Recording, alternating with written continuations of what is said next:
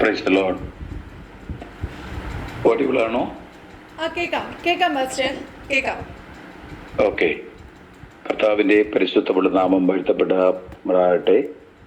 ഈ രാത്രിയിൽ അനുഗ്രഹിക്കപ്പെട്ട ഈ കൂട്ടായ്മയിൽ എനിക്കും ഇവിടെ പങ്കെടുക്കുവാൻ ദൈവം ഭാഗ്യമൊരുക്കുന്നതിൽ ഞാൻ കർത്താവിന് സ്തോത്രം ചെയ്യുന്നു. ഈ മീറ്റിംഗ് ലീഡ് ചെയ്യുന്ന സിസ്റ്റർ ഇന്ദുവിനെയും തൻ്റെതാകുന്ന കുടുംബാംഗങ്ങളെയും തൻ്റെ സഹപ്രവർത്തകരെയും ദൈവം അനുഗ്രഹിക്കട്ടെ എന്ന് ആത്മാർത്ഥമായി പ്രാർത്ഥിക്കുന്നു. ഇന്ന് രാത്രി ഇങ്ങനെ ഗോൾഡൻ ഓപ്പർച്യൂണിറ്റി എനിക്ക് ഒരുക്കി തന്നതിൽ വളരെ സന്തോഷമുണ്ട്.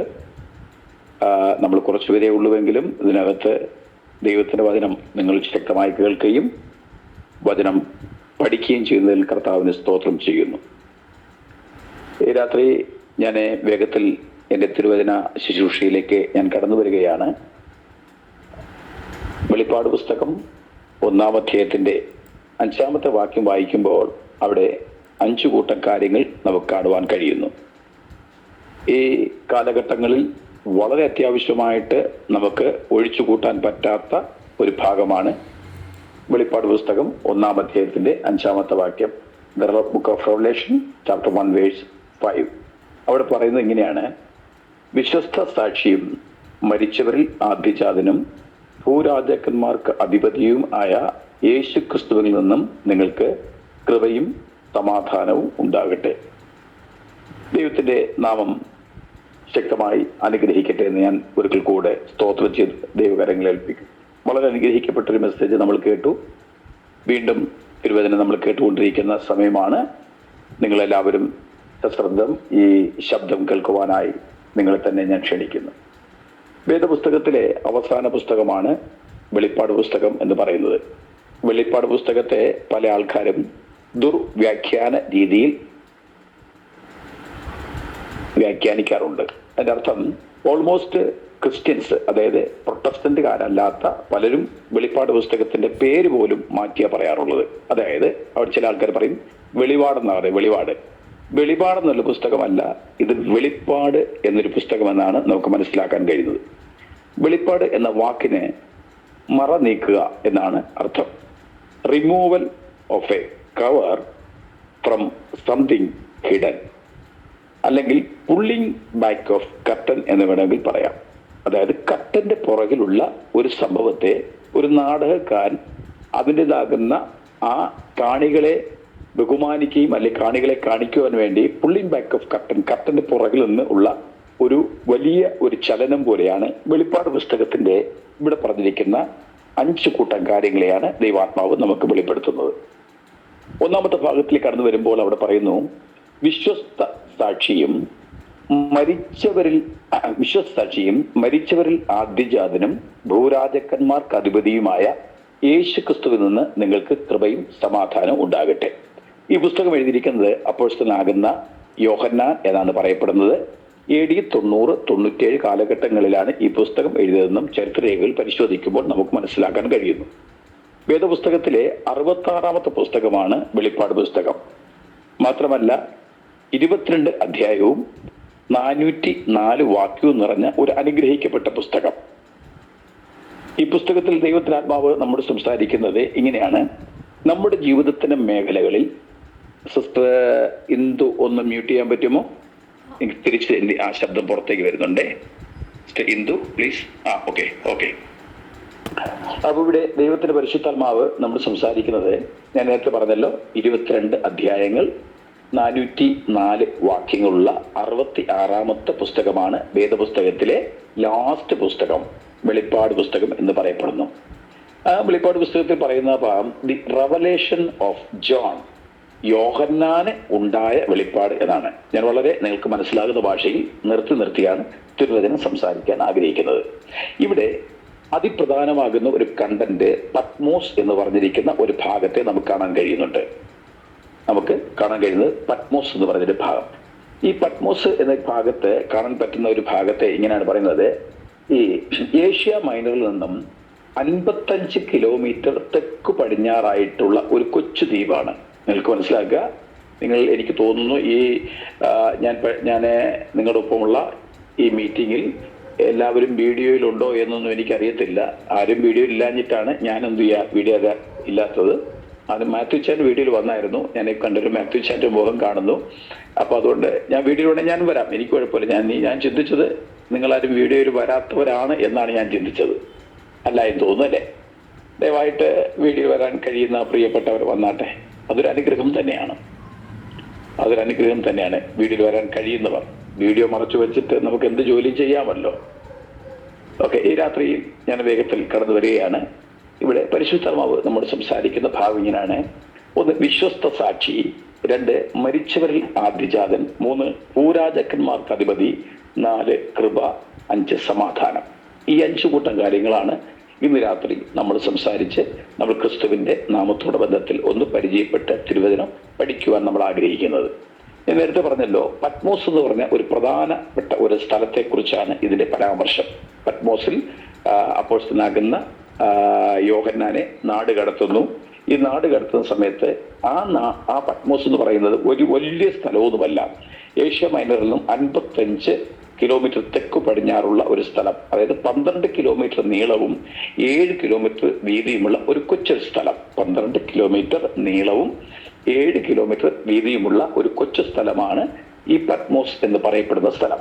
ഇവിടെ പാറക്കെട്ടുകൾ നിറഞ്ഞ ഒരു സ്ഥലമാണ്. വിജനമാകുന്ന പ്രദേശം, ആരും നോക്കുവാൻ കഴിയാത്ത, ആരും അധികം പോകുവാൻ ഇഷ്ടപ്പെടാത്ത ഒരു പ്രത്യേക സ്ഥലം. അത് പ്രത്യേകിച്ചും പറഞ്ഞാൽ ബോട്ടിനകത്ത് കുറ്റവാളികളെ കയറ്റിയിട്ട് അധികം ദൂരം ബോട്ട് ഓടിച്ചിട്ട് ഒരു കടലിന്റെ അല്ലെങ്കിൽ പറയാം ഒരു വലിയ നദിയുടെ നടുക്കാണ് ഈ കൊച്ചൊരു ഈ ഗ്രാമം പോലുള്ള ഒരു സ്ഥലം. അതായത് 7 കിലോമീറ്റർ നീളമുണ്ട്, 7 കിലോമീറ്റർ വീതിയുണ്ട്, 15 കിലോമീറ്റർ നീളമുള്ള ഒരു കൊച്ചു സ്ഥലമാണ് പത്മോസ്. ഈ പത്മോസിലാണ് അപ്പോസ്തലനാകുന്ന യോഹന്നാനെ നാട് കടത്തപ്പെടുന്ന ഒരു അനുഭവം നമുക്ക് കാണാൻ കഴിയുന്നത്. എന്നാൽ ഇന്ന് രാത്രി കാലം ഞാൻ നിങ്ങളുമായി ഷെയർ ചെയ്യുമ്പോൾ ഒരു കാര്യം നിങ്ങൾ മനസ്സിലാക്കൂ.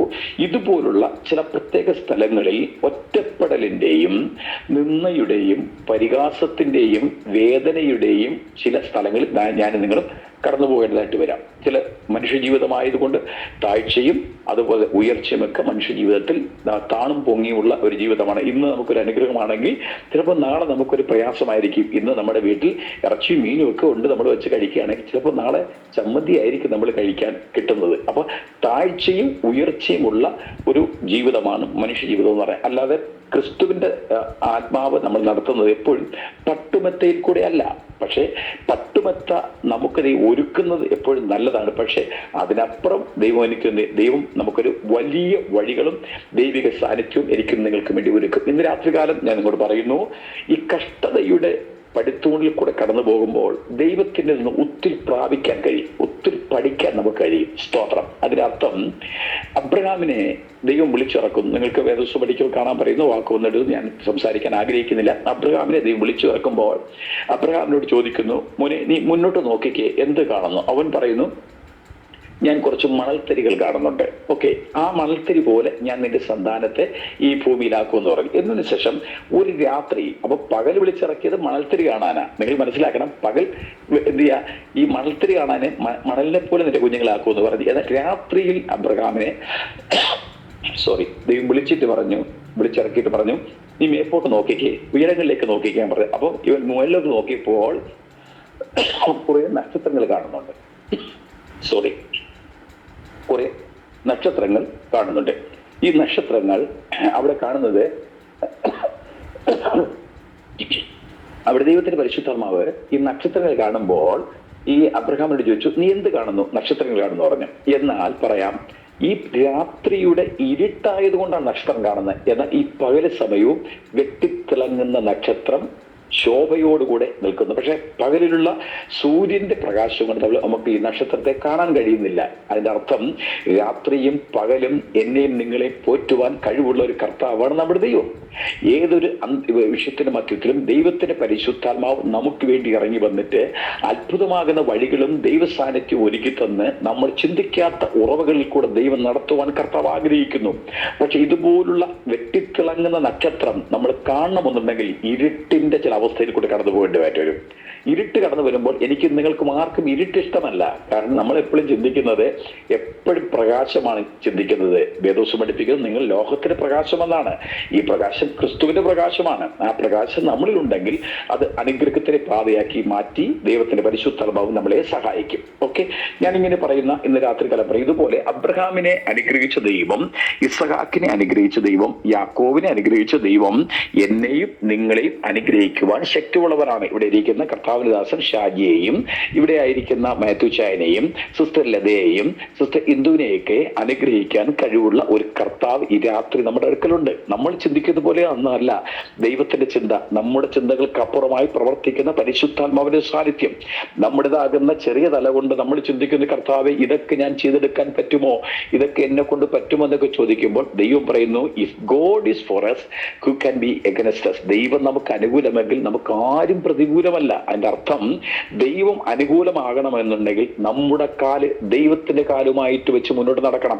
എന്റെ ഒരു കാലം കർത്താവിന്റെ ഒരു കാലുമായിരിക്കണം എപ്പോഴും. നോക്കണേ, എന്റെ ഒരു കാലും കർത്താവിന്റെ ഒരു കാലും, എന്റെ ഒരു കൈയും കർത്താവിന്റെ ഒരു കൈയും, അങ്ങനെ ആയിരിക്കണം. എന്റെ രണ്ട് കൈയും അടിച്ചാൽ എനിക്ക് മാത്രമേ അതിൽ വിജയം കാണാൻ കഴിയത്തുള്ളൂ. എന്നാൽ നമ്മളെപ്പോഴും കർത്താവിനോട് പറയാം, കർത്താവെ അങ്ങയുടെ ഒരു കരം എന്റെ കരത്തിൽ പിടിക്കണമേ. ദൈവത്തിനോട് കൂടെ നടന്ന ദൈവത്തിന്റെ ദാസൻ സ്വർഗത്തിലേക്ക് എടുക്കപ്പെട്ടു.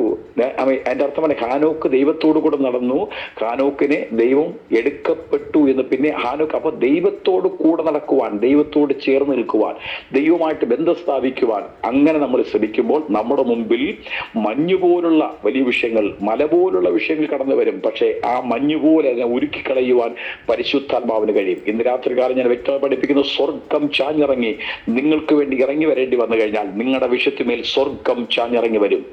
നിങ്ങൾക്ക് വേണ്ടി സ്വർഗം കീറി മുറിച്ചിറങ്ങേണ്ടി വരേണ്ടി വന്നു കഴിഞ്ഞാൽ സ്വർഗത്തിലെ ദൈവം സ്വർഗം കീറി മുറിച്ചിറങ്ങി വന്ന് നിങ്ങളുടെ വിഷയത്തിന്മേൽ ഇറങ്ങിയ ദൈവത്തിനെ പ്രവൃത്തി വെളിപ്പെടുത്തുവാൻ ഇന്ന് രാത്രികാലം കർത്താവ് ശക്തനാണ്. ഞാൻ ചിന്തിക്കുന്നു, നമ്മുടെ വിചാരങ്ങളല്ല കർത്താവിന്റെ വിചാരങ്ങൾ. എന്താ നമ്മുടെ വിചാരങ്ങൾ? നമുക്ക് കാറ് വേണം, നമുക്ക് വീട് വേണം, നമുക്ക് വസ്തു വേണം, നമുക്ക് സമ്പത്ത് വേണം എന്നൊക്കെ നമ്മൾ ചിന്തിക്കുമ്പോൾ, പക്ഷെ നമ്മുടെ ചിന്തകൾക്ക് അപ്പുറമായി പ്രവർത്തിക്കുന്ന കർത്താവിന്റെ സാന്നിധ്യം. അതല്ലേ സിസ്റ്റർ ഇന്ദു കുറച്ചു മുന്നേയും പറഞ്ഞത്? എന്ത് ചെയ്യാ, തനിക്ക് വേണ്ടത് ഒരു ചെടിയുടെ കുറച്ച് ഇലകൾ വേണം. ആ ഇലകൾക്ക് വേണ്ടി താൻ ആഗ്രഹിക്കുന്നു. പക്ഷേ തന്റെ മുമ്പിലേക്ക് ആ ഇലകളെ ിടുന്ന അനുഭവം. ഇതാ പറയുന്നത്, നാം വിതയ്ക്കാത്തതും നാം കാണാത്തതും നാം കൊയ്യാത്തതും നമ്മൾ ചിന്തിക്കാത്തതും നിന്റെ അടുക്കൽ കൊണ്ടുവരുന്ന ഒരു കർത്താവാണ്. സ്തോത്രം. ഇന്ന് രാത്രി പറയാം, നമ്മുടെ ചിന്തകൾക്ക് അപ്പുറമായി ഇറങ്ങി വന്ന് പ്രവർത്തിക്കുന്ന കർത്താവ്, നമ്മൾ ആഗ്രഹിക്കുന്നതിനേക്കാളും അപ്പുറമായി മേൽത്തരമാകുന്ന ഗോതമ്പ് കൊണ്ട് നമ്മളെ തൃപ്തി വരുത്തുന്ന കർത്താവ്. ആ കർത്താവ് പറയുന്ന ഒന്നാമത്തെ ഭാഗത്തേക്ക് കടന്നു വരുന്നു. 5 കൂട്ടം കാര്യങ്ങൾ വേഗത്തിൽ നിങ്ങളുമായിട്ട് ഞാൻ കമ്പിവാചകങ്ങൾ പോലെ സംസാരിച്ചുകൊണ്ട് എനിക്ക് നൽകിയിരിക്കുന്ന സമയത്തിനുള്ളിൽ ഞാൻ എന്റേതാകുന്ന ഈ മെസ്സേജ് നിർത്തുവാൻ ക്രിസ്തു ശരണപ്പെടുന്നു. അപ്പൊ നിങ്ങൾ പത്മോസ് എന്തെന്ന് നിങ്ങൾക്ക് മനസ്സിലായി.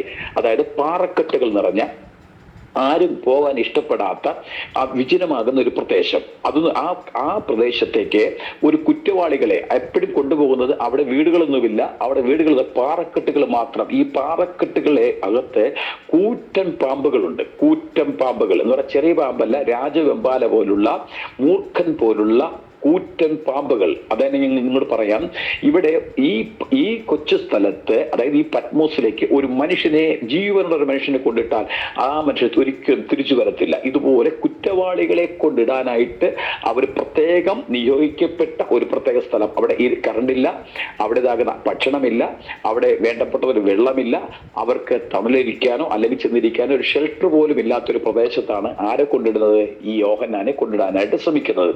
അപ്പൊ യോഹന്നാനെ കൊണ്ടിടുന്നത് എങ്ങനെ ചോദിച്ചു കഴിഞ്ഞാൽ, ഈ കുറ്റവാളികളെ കയ്യിൽ അറസ്റ്റ് ചെയ്യും.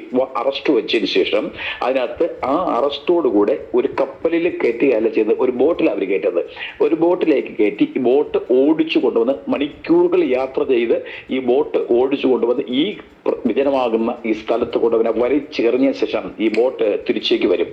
അങ്ങനെ ഉള്ള കാലത്ത് ഇവിടെ മനുഷ്യൻ്റെതാകുന്ന മാംസം ഭക്ഷിക്കുവാൻ, മനുഷ്യൻ്റെതാകുന്ന സ്മെല്ലടിക്കുവാൻ കാത്തിരിക്കുന്ന മൂർഖന്മാരായിരിക്കുന്ന മൂർഖൻ പാമ്പുകൾ, അതുപോലെ വലിയ ബുദ്ധിയോടുകൂടെ നോക്കിയിരിക്കുന്ന കഴുകന്മാർ, മാത്രമല്ല ഇതുപോലുള്ള ഈ കൂറ്റൻ പാമ്പുകൾ അവിടെ ഇത് വലിച്ചെറിയുമ്പോൾ തന്നെ ഇവനെ വന്ന് ആക്രമിക്കുകയും ഒപ്പം അതിനെ ഈ മനുഷ്യനെ കൊന്ന് കൊലവിളിക്കുന്ന അനുഭവങ്ങളാണ് പലപ്പോഴും കാണുന്നത്. ഞാനിങ്ങനെ ചിന്തിക്കുന്നു, ഞാനൊരു പുസ്തകത്തിൽ ഞാൻ വായിച്ചപ്പോൾ ദൈവത്തിന്റെ ആത്മാവ് എന്നോട് സംസാരിച്ചൊരു ഭാഗം നിങ്ങളോട് പറയാം.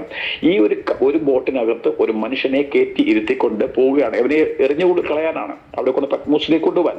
പത്മോസ് സുഖകരമാകുന്ന സ്ഥലമല്ല, പത്മോസ് വേദനിപ്പിക്കുന്ന സ്ഥലമാണ്. പത്മോസ് എന്ന് കേൾക്കുമ്പോൾ തന്നെ പ്രയാസമായി തീരും. പക്ഷെ പത്മോസ് എന്ന് കേൾക്കുമ്പോൾ വേദനയുടെയും നിന്ദയുടെയും പരിഹാസത്തിന്റെയും പ്രതികൂലത്തിന്റെയും സ്ഥലം, ഒറ്റപ്പെടലിന്റെ സ്ഥലം. നോക്കണമേ, ഈ പത്മോസിനകത്ത് യോഹന്നാനെ നാടുകടത്തി കൊണ്ടുപോകാൻ അവിടെ കൊണ്ടുവരാൻ പോകുമ്പോൾ യോഹന്നാൻ ദീർഘദൂരം യാത്ര ചെയ്ത് പോകുന്ന സമയത്ത് യോഹന്നാൻ കാണുന്നത് എന്തെന്നറിയാമോ? ഒരു വലിയ കുറേ മരങ്ങൾ തല ഉയർത്തി നിൽക്കുക. ഈ മരങ്ങൾ തല ഉയർത്തി നിൽക്കുമ്പോൾ ഈ മരത്തിന്റെ മേളിലെല്ലാം, പല മരത്തിന്റെ മേളിൽ മനുഷ്യൻ്റെതാകുന്ന തലയോട്ടികൾ പൊങ്ങി നിൽക്കുന്നു. നിങ്ങൾക്ക് മനസ്സിലാകുമെന്ന് എനിക്കറിയത്തില്ല, ഞാൻ സവിസ്തരം നിങ്ങൾക്ക് മനസ്സിലാകുന്ന ഭാഷ പറയാം. ഈ മരങ്ങളുടെ അതെങ്കിൽ ഈ മരത്തിന്റെ മേളിൽ തലയോട്ടികൾ പൊങ്ങി നിൽക്കുന്നു. തലയോട്ടി പല മരത്തിന്റെ മേളിലേക്ക് തലയോട്ടികൾ പൊങ്ങിയിരിക്കുന്നു. എന്തെന്ന് ചോദിച്ചു കഴിഞ്ഞാൽ, ഇതുപോലെ പല ആൾക്കാരെയും നാട് കടത്തപ്പെട്ടു. അവരെന്ത് ചെയ്ത്? പാമ്പ് ആക്രമിച്ചു, അല്ലെങ്കിൽ അവിടെയുള്ള മൃഗങ്ങൾ ആക്രമിച്ചു, അവർ മരിച്ചുപോയി. പക്ഷെ അവരുടേതാകുന്ന തലച്ചോറ്, ഈ തലയോട്ടികൾ അങ്ങനെ വെറുതെ കിടക്കുമ്പോൾ, നമ്മുടെ നാട്ടിലുണ്ടല്ലോ, എനിക്ക് തുച്ഛനെ പറഞ്ഞാൽ മനസ്സിലാവുമെന്ന് തോന്നുന്നു, അല്ല പൊതു ജനറേഷൻ മനസ്സിലാവുമെന്ന് എനിക്കറിയത്തില്ല. ഈ ആഞ്ഞിലിയുടെ നിലത്ത് വീഴുമ്പോൾ അതിന്റെ കുരു നിലത്ത് വീഴുന്ന സമയത്ത് അത് തിന്നാൻ നല്ല സാധനമാണ്, നല്ലതാ. അത് ഉണക്കിയൊക്കെ തിന്നവർക്ക് എനിക്കറിയാം, ഞങ്ങൾ കഴിച്ചിട്ടുണ്ട്. ഈ ആഞ്ഞിലിയുടെ കുരു നിലത്തേക്ക് വീഴുമ്പോൾ ഈ നിലത്ത് വീഴുന്നത് അവിടെ കിടന്ന് കിളിക്കാറുണ്ട്. അല്ലെങ്കിൽ ഇത് ആഞ്ഞിലിയുടെ കഴിക്കുന്ന പക്ഷികൾ മറ്റെവിടെയെങ്കിലും പോയിട്ട് പക്ഷികൾ കാഷ്ടിക്കുമ്പോൾ ആ കാഷ്ടത്തിൽ നിന്നും ഈ ആഞ്ഞിലിയുടെ കുരു എന്ത് ചെയ്യും? കിളിച്ചു ഉയരാൻ തുടങ്ങി. ഈ കിളിച്ചുയരുമ്പോൾ ആ കിളിച്ചിരുന്ന സമയത്ത് അവിടെ എവിടെയെങ്കിലും ഒരു ഇലയുണ്ടെങ്കിൽ ആ ഇലയും കൂടെ പൊങ്ങി പൊങ്ങി പൊങ്ങി പൊങ്ങി പൊങ്ങി പൊങ്ങി പൊങ്ങി പൊങ്ങി പൊങ്ങി പൊങ്ങി പൊങ്ങി പൊങ്ങി ഇത് വരാറുണ്ട്. ഇതുപോലെ പത്മോസിന്റെ അകത്തളത്തിൽ ആയിരിക്കുന്ന ജനങ്ങൾ അല്ലെങ്കിൽ മനുഷ്യർ മരിക്കുമ്പോൾ അവന്റെ തലയോട്ടിയുണ്ട്. ഈ തലയോട്ടിക്കകത്തൂടെയാണ് ഒരു മരം വീണ്ടും കിളിക്കുന്നത്. ഇങ്ങനെ കിളിക്കുന്ന മരം ഈ തലയോട്ടിയും കൊണ്ട് തന്നെ പൊങ്ങി പൊങ്ങി പൊങ്ങി പൊങ്ങി പൊങ്ങി ഈ മരം എത്രത്തോളം പൊങ്ങുമോ അത്രത്തോളം ഇതിന്റെ മേളിൽ എന്തുകൊണ്ട് തലയോട്ടികൾ, പല മരത്തിന്റെ മേളിൽ ഭയാനകമാകുന്ന മനുഷ്യന്റെ തലയോട്ടികൾ, നല്ല ഈ ആ തലയോട്ടികൾ നിൽക്കുമ്പോൾ, ഇവിടെ പറയും ഹെൽമെറ്റ്, ഇംഗ്ലീഷ് പറഞ്ഞ ഹെൽമെറ്റ് എന്നാണല്ലോ, ഈ തലയോട്ടികൾ കണ്ട് പേടിക്കുന്ന മനുഷ്യർ അവിടെ വെച്ച് തന്നെ ഭയപ്പെടുവാൻ, ഹാർട്ട് അറ്റാക്ക് വരുന്നത് പോലെ സംഭവിച്ചേക്കാം. എന്നാൽ ഇന്ന് രാത്രികാലം പറയാം, പത്മോസിലേക്ക് പോയ യോഹന്നാൻ ഇതൊന്നും കണ്ട് പേടിച്ചില്ല. അവൻ എന്ത് ചെയ്യുക? സൂപ്പറായിട്ട് അവൻ മുന്നോട്ട് പോയിക്കൊണ്ടിരിക്കുക.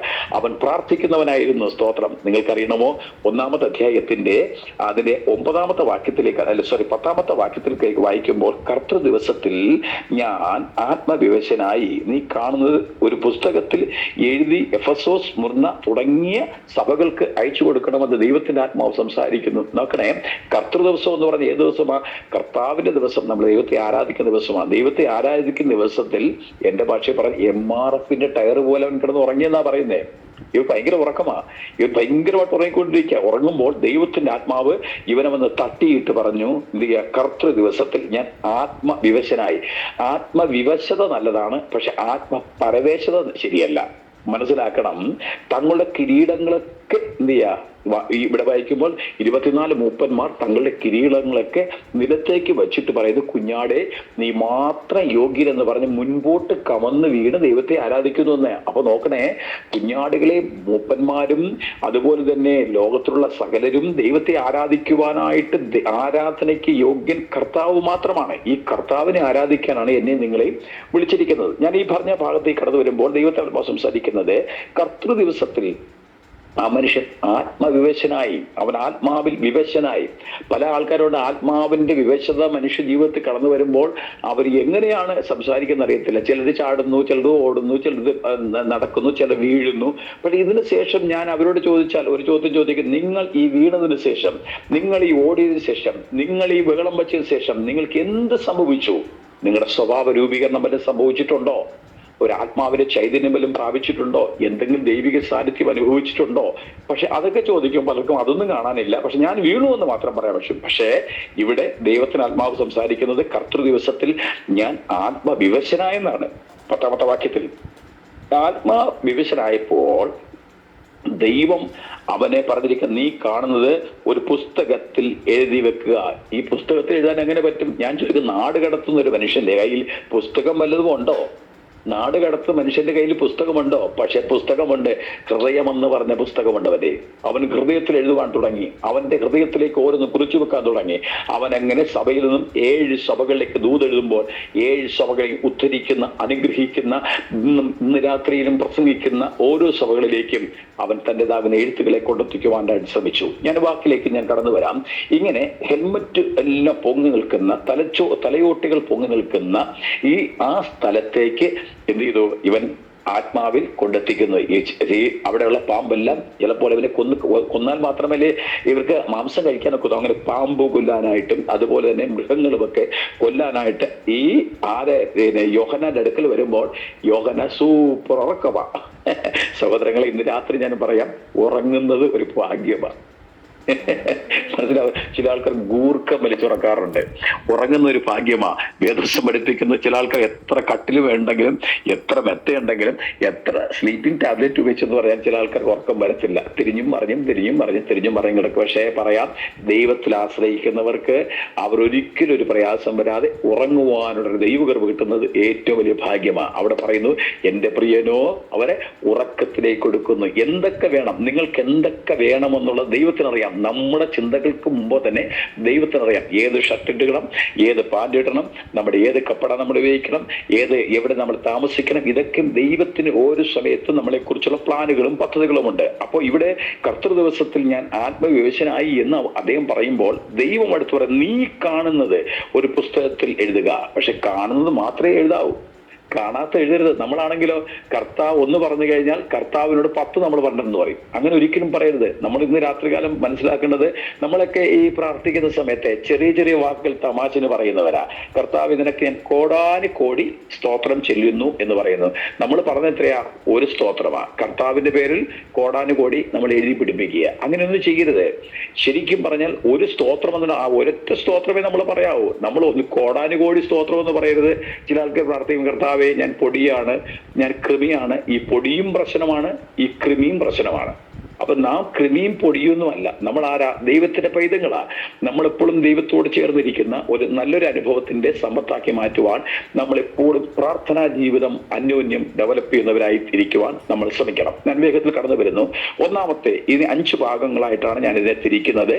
അതായത് യോഹന്നാൻ എഴുതിയ വെളിപ്പാട് പുസ്തകത്തിൽ 1-ാം അധ്യായത്തിന്റെ 5-ാമത്തെ വാക്യത്തിൽ 5 കാര്യങ്ങൾ പറയുന്നുണ്ട്. ഒന്നാമത്തെ കാര്യം വിശ്വസ്ത സാക്ഷി, 2 മരിച്ചവരിൽ ആദ്യജാതൻ, 3 ഭൂരാജാക്കന്മാർക്ക് അധിപതി, 4 കൃപ, 5 സമാധാനം. ഇതിനെയാണ് ഇന്ന് രാത്രികാലം ഒന്ന് വിശദീകരണത്തിലേക്ക് കൊണ്ടുപോകാൻ ആഗ്രഹിക്കുന്നത്. ഒന്ന് വിശ്വസ്ത സാക്ഷി. വിശ്വസ്ത സാക്ഷി എന്ന് പറഞ്ഞു കഴിഞ്ഞാൽ നമുക്ക് പറയാം, സാക്ഷികളുടെ ഇത്ര വലിയൊരു സമൂഹം നമ്മുടെ മുമ്പിൽ നിൽക്കുക. നമ്മളെ കാണുന്നവരുണ്ട്. വേദപുസ്തകം പഠിപ്പിക്കുന്ന നിങ്ങൾ ക്രിസ്തുവിന്റെ സാക്ഷികളാണ്, നിങ്ങൾ ക്രിസ്തുവിന്റെ പത്രമാണ്. ഈ ഇരിക്കുന്ന പ്രിയപ്പെട്ടവരായിരിക്കുന്ന നമ്മളെല്ലാവരും യേശു ക്രിസ്തുവിന്റെ പത്രമാണ്. നമ്മളെ കാണുന്നവർ ക്രിസ്തുവിനെ കാണുന്നു. നമ്മൾ അല്ല ജീവിക്കുന്നത്. ഞാൻ ഇന്ന് രാത്രി പറയട്ടെ, മാത്യുച്ചനെ ആർക്കും കൊല്ലാൻ പറ്റത്തില്ല. ഹിന്ദു സിസ്റ്റർ ആർക്കും കൊല്ലാൻ പറ്റത്തില്ല. ഓൾറെഡി സിസ്റ്റർ എന്നേ മരിച്ചു, എന്നേ മാത്യുച്ച മരിച്ചു. നമ്മൾ മരിച്ചിട്ട് നമ്മളിൽ ജീവിക്കുന്നത് ക്രിസ്തുവാ. അപ്പൊ നമ്മൾ ഓൾറെഡി ക്രിസ്തുവിൽ മരിച്ചു. ക്രിസ്തുവിൽ മരിക്കുന്ന ഒരാളാണല്ലോ സ്നാനപ്പെടാൻ കഴിയുന്നത്. അപ്പൊ നമ്മളെ ആർക്കും ഒന്നും ചെയ്യാൻ കഴിയത്തില്ല. കാരണം നമ്മൾ എന്നേ മരിച്ചു. നമ്മൾ അല്ല ജീവിക്കുന്നത്, നമ്മുടെ ക്രിസ്തുവാണ് ജീവിക്കുന്നത്. അപ്പൊ ക്രിസ്തുവിനെ കൊല്ലണം. ക്രിസ്തുവിനെ കൊല്ലാൻ ഈ ലോകത്തിൽ ആർക്കും കഴിയത്തില്ല. ഇന്ന് വരെ ആരും കഴിഞ്ഞിട്ടുമില്ല. അവനെ കൊന്നെന്ന് ചിന്തിച്ചു കഴിഞ്ഞാലും 3-ാം നാൾ ഉയർത്തെഴുന്നേൽക്കും. അതാ പറഞ്ഞു, എന്നിൽ മരിക്കുന്നവൻ, എന്നിൽ ജീവിക്കുന്നവൻ, അവൻ മരിച്ചാലും ജീവിക്കുമെന്ന. എന്നിൽ വിശ്വസിക്കുന്നവൻ, എന്നിൽ മരിക്കുന്നവൻ, എന്നിൽ വിശ്വസിക്കുന്നവൻ ഒരു നാളും മരണം കാണത്തില്ലെന്ന വേദപുസ്തകം പഠിപ്പിക്കുന്നത്. എന്നിൽ വിശ്വസിക്കുന്ന ഒരു നാളും മരണം കാണത്തില്ല. അപ്പൊ മരണം കാണാത്ത എന്നെ നിങ്ങളെ ആർക്ക് കൊല്ലാൻ പറ്റും? ഇവിടെയൊക്കെ നമ്മൾ പേടിപ്പിക്കുകയാണ്. ഉമ്മാക്കികളെ പോലെ ഞാൻ നിന്നെ കൊല്ലും തിന്നുവെന്നൊക്കെ. നമ്മൾ എന്നേ മരിച്ചു. നമ്മൾ ജീവിക്കുന്നത് ക്രിസ്തുവാണ്. ഈ ക്രിസ്തു നമ്മുടെ ഉള്ളത്തിലുണ്ടെങ്കിൽ ഒരു കാരണവശാലും നമുക്കൊരു ദോഷവും ആർക്കും ചെയ്യാൻ കഴിയത്തില്ല. അതിന്റെ അർത്ഥം പറയാം, നമ്മുടെ തലയിൽ നിന്നും ഒരു മുടി നിലത്ത് വീണമെങ്കിൽ ദൈവം അനുവദിക്കാതെ സംഭവിക്കത്തില്ല. ഇന്ന് രാത്രി ഞാൻ പറയട്ടെ, ഹിന്ദു സിസ്റ്റർ പല മുടികളെയും നേരെ നീളത്തിലേക്ക് വളർത്താനായിട്ട് ഓയിലൊക്കെ ഉണ്ടാക്കി കൊടുക്കുന്നെന്ന് ഞാൻ ഇന്ന് രാത്രി തൊട്ട് മുമ്പ് കേട്ടത്. ഈ ഓയിലൊക്കെ എത്ര തേച്ചാലും പറയാം, ഹിന്ദു സിസ്റ്റർ എത്ര പരിപാടി എന്ന് പറഞ്ഞാലും ദൈവത്തിന്റെ പറയുന്നു, ഹിന്ദു സിസ്റ്ററുടെ മരുന്ന് അത് തേച്ച് കഴിഞ്ഞാലും അതിൽ ഒരു മുടി നിലത്ത് വീണെങ്കിൽ കൃത്യമായിട്ട് പറയും ഇന്ദുവിന്റെ തലയിൽ നിന്നും 3333 മുടി നിലത്ത് വീണു. പിറ്റേ ദിവസം തല വീണ്ടും ചെയ്യുമ്പോൾ ഒരു മുടി നിലത്ത് വീഴണമെങ്കിൽ കർത്താവ് പറയും നിന്റെ ഇന്ദുവിന്റെ തലയിൽ നിന്നും 207 മുടി നിലത്ത് വീണു. അതതിന്റെ അർത്ഥം ദൈവം എന്റെയും നിങ്ങളുടെയും തലയിലെ ഓരോ മുടികളും എണ്ണി തിട്ടപ്പെടുത്തി വെച്ചാൽ ഓരോ മുടിക്ക് നമ്പറുണ്ട്. ഓരോ മുടിക്ക് നമ്പറുണ്ട്. ഈ നമ്പര് അങ്ങനെ ഒന്ന് നോക്കി. നമ്മുടെ ശരീരത്തിൽ ഒത്തിരി അവയവങ്ങളുണ്ട്, ഒത്തിരി ശരീരത്തിൽ രോമങ്ങളുണ്ട്. രോമം വേറെ, മുടി വേറെ. അതായത് എൻ്റെ കയ്യിൽ രോമമുണ്ട്, എൻ്റെ കാലിൽ രോമമുണ്ട്, എൻ്റെ താടിക്കൊക്കെ രോമം വരാറുണ്ട്. പക്ഷെ ഇതൊന്നും അല്ല ദൈവം പറഞ്ഞിരിക്കുന്നത്, നിന്റെ തലയിലെ ഓരോ മുടികളും. അപ്പൊ അത് എണ്ണി തിട്ടപ്പെടുന്നത് എന്ത് ദൈവത്തിന്റെ പ്ലാനും പദ്ധതി ആലോചിച്ച് നോക്കിക്കേ. ദൈവത്തിന്റെ പദ്ധതി അയ്യോ എനിക്ക് ചിന്തിക്കാൻ പറ്റുമോ? ഈ കമ്മ്യൂണിസ്റ്റ് മാർക്സിസ്റ്റ് പാർട്ടിക്കാർ ഇങ്ങനെ പറയും, എണ്ണാമെങ്കിൽ എണ്ണിക്കോ, എണ്ണം തെറ്റാതെ എണ്ണിക്കോ, ഇങ്ങനെയൊക്കെ പറയാറുണ്ട് ഈ സമരം വിളിക്കുന്ന സമയത്ത്. അതുപോലെയൊക്കെ നമ്മുടെ മുടികൾ എണ്ണാൻ പറ്റുമോ? അബ്രഹാമിന് പറഞ്ഞത്, മോനെ ഈ കടലിലുള്ള ഈ മണൽത്തരി പോലെ നിന്റെ കുഞ്ഞുങ്ങളെ ഞാൻ ആക്കും. അബ്രഹാമിന് മക്കളില്ല. അത് കഴിഞ്ഞ് രാത്രി വിളിച്ചിട്ട് മേപ്പോട്ട് നോക്കിയിട്ട് പറഞ്ഞു, ഇതുപോലെ വെട്ടിത്തിളങ്ങുന്ന നക്ഷത്രം പോലെ നിന്റെ തലമുറയാക്കും. അന്നും മക്കളില്ല. പക്ഷെ പറയാം, ദൈവമാണോ വാഗ്ദത്തം ചെയ്തത്? ആ വാഗ്ദത്തം നിശ്ചയമായിട്ടും ദൈവത്തിന്റെ പരിശുദ്ധാത്മാവ് അതാത് സമയങ്ങളിൽ അനുഗ്രഹിച്ച് നമ്മളെ വഴി നടത്തുന്ന ഒരു കർത്താവാണ്. ആമേൻ, സ്തോത്രം. ഞാൻ വേഗത്തിൽ കടന്നു വരികയാണ്. ഒന്ന്, വിശ്വസ്ത സാക്ഷി. നമ്മൾ ആരാ? നമ്മളൊരു സാക്ഷിയാണ്. നമ്മളെ കാണുന്നവർ ക്രിസ്തുവിനെ കാണണം. നമ്മുടെ പ്രയാസവും ബുദ്ധിമുട്ടും ഞെരുക്കവും വേദനയൊക്കെ മാറും. പക്ഷെ നമ്മൾ ക്രിസ്തു നമ്മുടെ കൂടെയുണ്ട് എന്നുള്ള ഒരു ബോധ്യം നമുക്കുണ്ടായിരിക്കണം. എപ്പോഴും ബോധ്യമുണ്ടായിരിക്കണം. അതിനെ ഇവിടെ ബന്ധത്തിൽ നമുക്ക് 1 തെസ്സലോനിക്കർ ലേഖനം 2-ാം അധ്യായത്തിന്റെ 5-ാമത്തെ വാക്യവും 10-ാമത്തെ വാക്യവും വായിക്കുമ്പോൾ അവിടെ ചില കാര്യങ്ങൾ നമുക്ക് മനസ്സിലാക്കാൻ. 1 തെസ്സലോനിക്കർക്ക് എഴുതിയ ലേഖനം അതിന്റെ 2-ാമത്തെ അധ്യായത്തിന്റെ 5-ാമത്തെ വാക്യവും അതിന്റെ 10-ാമത്തെ വാക്യവും പറയുന്നു, നിങ്ങൾ അറിയും പോലെ ഞങ്ങൾ ഒരിക്കലും മുഖസ്തുതിയോ ദിവ്യാഗ്രഹത്തിന് ഉപായമോ പ്രയോഗിച്ചിട്ടില്ല, ദൈവം സാക്ഷി. മനസ്സിലാക്കണം, നമ്മുടെ 1-ാമത്തെ ടോപ്പിക്ക് പറഞ്ഞത് വിശ്വസ്ത സാക്ഷി. വിശ്വസ്ത സാക്ഷി എന്ന ടോപ്പിക്കിന് താഴെയായിട്ട് നമ്മൾ മനസ്സിലാക്കേണ്ടതും, നിങ്ങൾ ലെക്ചർ നോട്ട് എഴുതുന്നെങ്കിൽ നിങ്ങൾ കുറിപ്പുകൾ എഴുതുന്നെങ്കിൽ നിങ്ങൾ എഴുതിക്കോളൂ, കുഴപ്പമില്ല. അവിടെ 2-ാമത്തെ അധ്യായത്തിന്റെ 1 തെസ്സലോനിക്കർക്ക് ലേഖനം 2-ാം അധ്യായത്തിന്റെ 5-ാമത്തെ വാക്യത്തിൽ പറയുന്നു, നിങ്ങൾ അറിയും പോലെ ഞങ്ങൾ ഒരിക്കലും. അപ്പൊ നിങ്ങൾ അറിയും പോലെ എന്ന് പറഞ്ഞു കഴിഞ്ഞാൽ പലരെ കുറിച്ചും പറയുന്നു നിങ്ങൾ മുഖസ്തുതി ചെയ്തിട്ടുണ്ടെന്നാ. പക്ഷെ നിങ്ങൾ അറിയും പോലെ, നിങ്ങൾ ചിന്തിക്കുന്ന പോലെ, നിങ്ങൾ പറയുന്നത് പോലെ ഈ ആൾക്കാർ പറയാം. ദൈവമക്കളെ കുറിച്ച് മിക്കവാറുള്ള ആൾക്കാർ പറഞ്ഞൊരു പരാതിയുണ്ട്, ഇവന്മാരെല്ലാം കള്ളന്മാരെന്നാ. നിങ്ങൾ കേട്ടിട്ടുണ്ടോ? ഇവരെല്ലാം കള്ളന്മാരെ, ഇവളുകളെല്ലാം കള്ളന്മാരെ, കള്ളികളെന്നാ പറയുന്നത്. പക്ഷെ ഞാൻ ഈ പറയുന്ന ആളിനോട് നമ്മൾ ചോദിക്കുക, നിന്റെ വക വല്ലതും മോഷ്ടിച്ചിട്ടുണ്ടോ? ഇല്ല, എന്റെ മോഷ്ടിച്ചിട്ടില്ല.